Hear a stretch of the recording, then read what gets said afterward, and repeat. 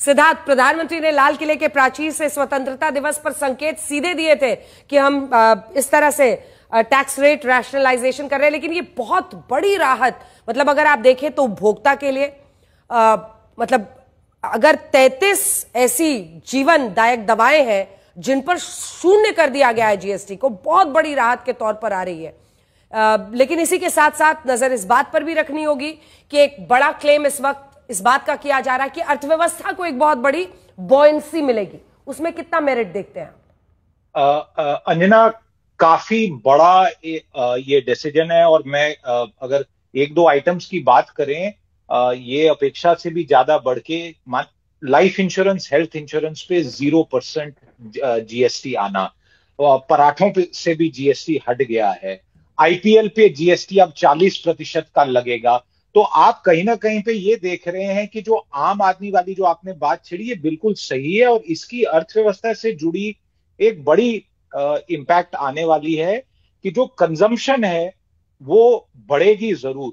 और 22 सितंबर नवरात्रा शुरू होते ही इसको इम्प्लीमेंट किया जाएगा। आपको याद होगा पहले शायद संकेत थे कि दिवाली के आसपास, इसलिए इसको फ्रंट लोड किया गया। बिल्कुल। और सर्विसेज को भी अगर देखें और गुड्स को भी देखें तो कुल मिला के मैं मानता हूं कि जो एक बजट हम पूरे दिन कवर करते थे, ये बजट लगभग 1 घंटे में वित्त मंत्री ने हमें दिया है। और इस साल में 2025 1 घंटे से भी कम टाइम लगा सिद्धार्थ, 1 घंटे से भी कम लगा, एकदम फटाफट उन्होंने बताया, उसके सवाल के लिए दूसरे कर दिया। लेकिन Siddharth, on a lighter note, message बहुत डीप है। मतलब जो इस देश में एक कम आमदनी वाला तबका है उसको बहुत बड़ी राहत, जो दवाइयां हैं, जो ग्लूकोमीटर, जैसे डायबिटीज की बात हो रही थी कि इतना एपिडेमिक की तरह देश में, उनको टेस्ट स्ट्रिप, ये सब पूरा सस्ता, दवाइयां वगैरह, electronic items, AC, fridge, TV, cement जो घर बनाना चाहते सस्ता। वहीं the rich and the Sinners पे मोर। एब्सोल्युटली, ये एक मिडिल क्लास का बोनांजा है। और अंजना, अगर इस जीएसटी रेट कट को जोड़ें जो इस साल income tax rate cut budget के साथ हुआ, तो मैं ये कहूंगा कि 2025 भारतीय इतिहास में एक ऐतिहासिक टैक्स कट ईयर जाएगा। आपको याद होगा कि एक ड्रीम बजट की बार बार एग्जाम्पल दी जाती है कई दशक पहले भारतीय अर्थव्यवस्था में एक बड़ा मोड़ लाने के लिए। मैं मानता हूं 2025 इनकम टैक्स चेंजेस और इनडायरेक्ट टैक्स चेंजेस का क्यूमुलेटिव इंपैक्ट कुछ समय में जो हमें दिखेगा, एक बहुत बड़ा परिवर्तन लाया गया है। और मैं जिस प्रकार से हिट ली गई है रेवेन्यू को लेके, वो बैलेंस सरकार, राज्य और केंद्र सरकार दोनों एक्सपेक्ट कर रहे हैं कि लोग आके ज्यादा खरीदेंगे। और आपने सही कहा, जिन लोगों के पास कैपेसिटी है उनकी जेब से थोड़ा ज्यादा बाहर जाने वाला है, और जिनके पास नहीं है उनको राहत मिली। तो क्या मतलब ऐसे संकेत बीजेपी के तमाम नेता दे रहे हैं? मैं जाऊंगी, सैयद जफर इस्लाम और अभय दुबे जी भी इंतजार कर रहे हैं, लेकिन उससे पहले सिद्धार्थ, क्या वॉल्यूम, मतलब वॉल्यूम में आप, यही बीजेपी का भी दावा है कि अब चूंकि चीजें सस्ती होंगी, उपभोक्ता ज्यादा खर्च करेगा, तो जो वॉल्यूम है वो मेकअप करेगा रेवेन्यू के, मतलब जो आमदनी होती थी उसके नुकसान को काफी हद तक करेगा। और आपको ध्यान होगा कि लगातार मंथ बाय मंथ पिछले कुछ समय से जीएसटी की कलेक्शन बढ़ रही है। इतनी बीच में बढ़ी थी कि सरकार ने उसके आंकड़े देना बंद कर दिया था, क्योंकि थोड़ा बैकलैश हो रहा था। हाँ भाई, कि इतना पैसा कमा रहे हैं, देते क्यों नहीं है कुछ। हाँ बिल्कुल। और वित्त मंत्री जी ने प्रधानमंत्री जी का उल्लेख किया कि 8-10 महीने से प्रधानमंत्री बार बार कह रहे थे क्यों राहत नहीं दे रहे हो, क्यों राहत नहीं दे रहे हो। तो कहीं ना कहीं सरकार ने पब्लिक की भी सुनी है।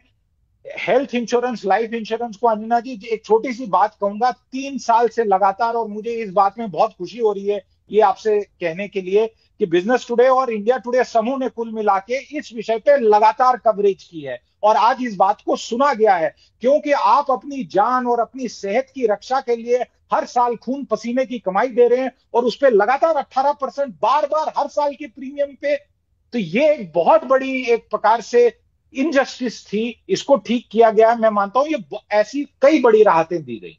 बड़ी आपकी नजर में सबसे ज्यादा, मतलब अगर 3-4 चीजें बोलूं तो क्या आपको सबसे बड़ी राहत किन सेक्टर्स में दिख रही है? देखिए, फास्ट मूविंग जो कंज्यूमर गुड्स और रोजमर्रा की चीजें हैं उसमें तो जबरदस्त राहत है ही, लेकिन ये टीवी, फ्रिज, वॉशिंग मशीन, ये सब में भी राहत है, काफी है, मतलब जो एस्पायरिंग क्लास है उसके लिए भी। जी देखिए, food products, consumption items, TV, fridge, बाकी चीजों में कटौती हुई है, बढ़ोतरी भी हुई है करीब दर्जन ब्रॉड कैटेगरीज की। और जो इलेक्ट्रिक मोटर व्हीकल्स हैं, अगर वो 1500 सीसी से बड़ी हैं, ज्यादा इंजन कैपेसिटी है, उसमें भी जीएसटी की रेट बढ़ाई गई है। जो 50 लाख से अधिक गाड़ी है उसमें जीएसटी की रेट बढ़ाई गई है। और एक छोटी सी बात, जो पान है, पान मसाला, सिगरेट, टबैको, इस पे पुरानी दरें और कॉम्पनसेशन सेस रहेगा। वित्त मंत्री ने बार बार इसको क्लैरिफाई किया है, वो कब चेंज होगा ये नहीं बताया, बट जो सिन गुड्स हैं, जो आपने बात स्टार्ट में की, उन पे लगातार टैक्स लगाया गया है। और बल्कि 350 सीसी के मोटरसाइकिल में टैक्स रेट बढ़ गया है।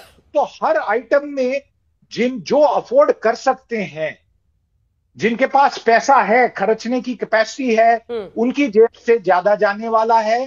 जो मिडिल क्लास है, जो आम आदमी है, उस पे थोड़ी सी उसको काफी राहत मिली। और एक आखिरी बात, ई कॉमर्स की डिलीवरी भी जो होगी आइटम्स की, अब उस पे 18% का जीएसटी लगेगा। ये पहले तय नहीं हुआ था, इसको तय किया गया है। तो जैसे टैक्समैन कुछ हाथ से देता है और कुछ लेता है, वो लगातार है, but broadly bulk of it, ये क्लियरली बहुत बड़ी एक अफोर्डेबिलिटी की राहत है। और इसमें इकोनॉमी में बेनिफिट पड़ेगा। अंजना जी, आप देख लीजिए, अगर बाहर एक्सपोर्ट जो माल होता है, अगर उसमें कम होगा तो वो एक्सपोर्टर शायद इंडियन मार्केट में ही बेचेगा।